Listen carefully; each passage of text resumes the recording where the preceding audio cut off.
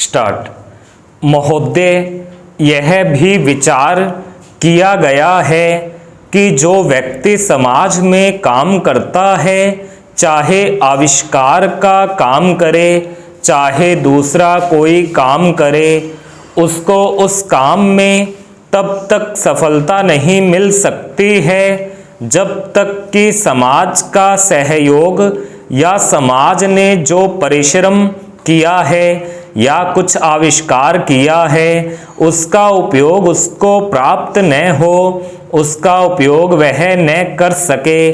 इसलिए जब भी कोई व्यक्ति किसी वस्तु का आविष्कार करता है तो आविष्कार करने में न केवल उसका अपना परिश्रम रहता है, लेकिन साथ ही साथ समाज ने जो काम किया होता है, चाहे विज्ञान के क्षेत्र में या प्रौद्योगिकी के क्षेत्र में या किसी अन्य क्षेत्र में, उस सब से भी वह लाभान्वित होता है। इसलिए जब हम किसी आविष्कार के अधिकार की रक्षा करना चाहते हैं तो उसके साथ साथ यह भी विचार हमारे दिमाग में आता है, जिस व्यक्ति ने समाज की सहायता से आविष्कार किया है उस समाज को भी उसका फल अधिक से अधिक मिलना चाहिए। माननीय मंत्री जी ने भी कहा है कि पेटेंट लॉ इस सिद्धांत पर आधारित होना चाहिए। पैरा, मैं समझता हूँ कि पेटेंट लॉ के पीछे दो सिद्धांत निश्चित हैं। पहला सिद्धांत तो यह है कि जो व्यक्ति परिश्रम करके, धन लगाकर, अपना दिमाग लगाकर के किसी वस्तु का आविष्कार करता है, उसके तथा अपने परिवार के लोगों के अधिकारों की जहाँ रक्षा होनी चाहिए, उसके साथ ही साथ जैसा मैंने अभी कहा है, कोई व्यक्ति समाज में व्यर्थ में काम नहीं करता है, वरन पिछले समाज के लोगों ने जो जो काम किए होते हैं, चाहे विज्ञान के क्षेत्र में या प्रौद्योगिकी के क्षेत्र में या किसी अन्य क्षेत्र में, और जिनके आधार पर वह कोई आविष्कार करता है उसको उसका प्रतिफल तो मिले, लेकिन जो परिणाम हो उसका प्रतिफल समाज को भी मिलना चाहिए। मंत्री महोदय ने कहा है कि जो यह सिद्धांत है वह भी इस विधेयक के पीछे स्थापित किया गया है और इस बात का ध्यान रखा गया है कि जहां हम किसी व्यक्ति के आविष्कार के जो अधिकार हैं, चाहे धन के उपार्जन का अधिकार हो या प्रतिष्ठा प्राप्त करने का अधिकार हो, उसे प्रतिष्ठा का और चाहे धन का, दोनों का लाभ व्यक्ति विशेष को भी मिले। पैरा, महोदय, देश में जो उद्योग धंधा चल रहा है या देश की उन्नति करने का, देश में समृद्धि लाने का जो वैज्ञानिक या प्रौद्योगिकीय आविष्कार हो रहा है, उसमें भी उसका उपयोग पूरा हो। यदि ऐसा हो तभी मैं समझता हूँ कि हमारी पेटेंट प्रणाली सफल सिद्ध हो सकती है। यह प्रश्न उठ सकता है कि किस सीमा तक व्यक्ति के अधिकार की रक्षा की जाए और किस सीमा तक उसके अधिकार का हनन किया जाए, ताकि समाज का अधिक से अधिक लाभ हो, समाज उसका अधिक से अधिक उपयोग कर सके। एक दृष्टिकोण जो इसके पीछे है, हमें इस बात का अभिमान है कि हम 101 करोड़ हैं। हमारी कई जातियां, कई धर्म, कई भाषाएं और कई प्रकार के रीति रिवाज हैं। इस विविधता से हमें लाभ उठाना चाहिए, किंतु आज भेदभाव का भूत हमारे सिर पर चढ़ रहा है।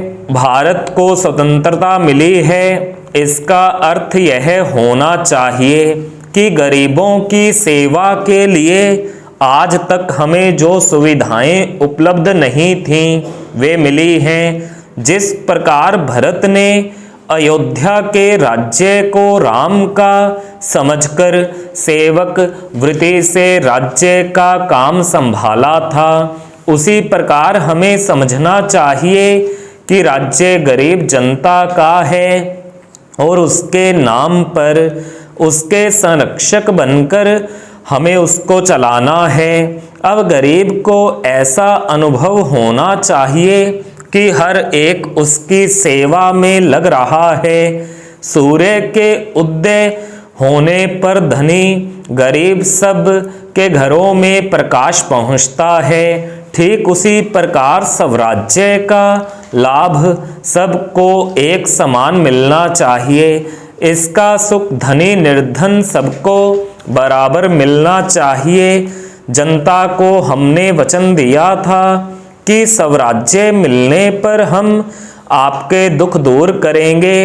अब वह समय आ गया है जबकि हमें अपने उस दिए हुए वचन को सार्थक करना है। पैरा, इतने बड़े देश में विचार भेद होना स्वाभाविक है।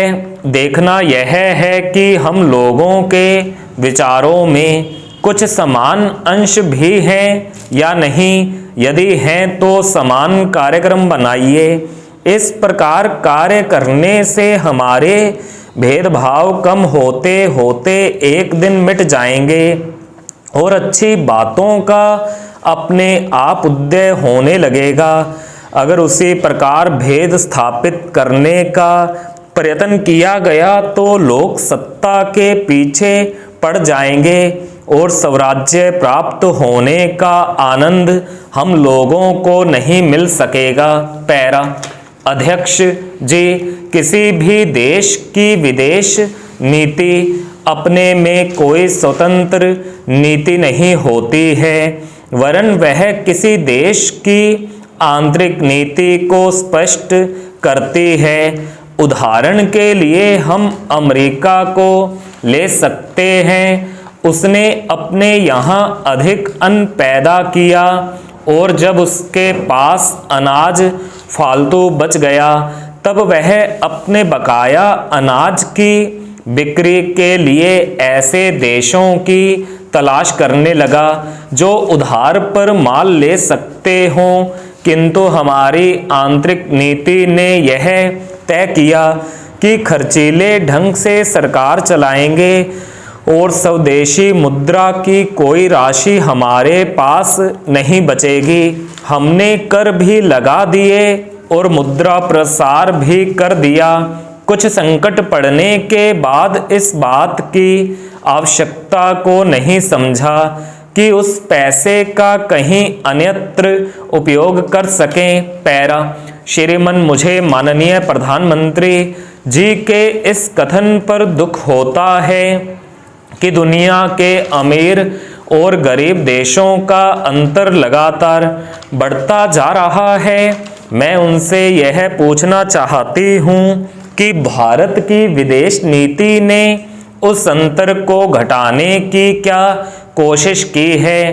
क्या भारत सरकार ने कभी दुनिया की पंचायत में यह कहने की हिम्मत की है कि बालिग मताधिकार के आधार पर यूएनओ का चुनाव होकर एक संसद बनाई जाए?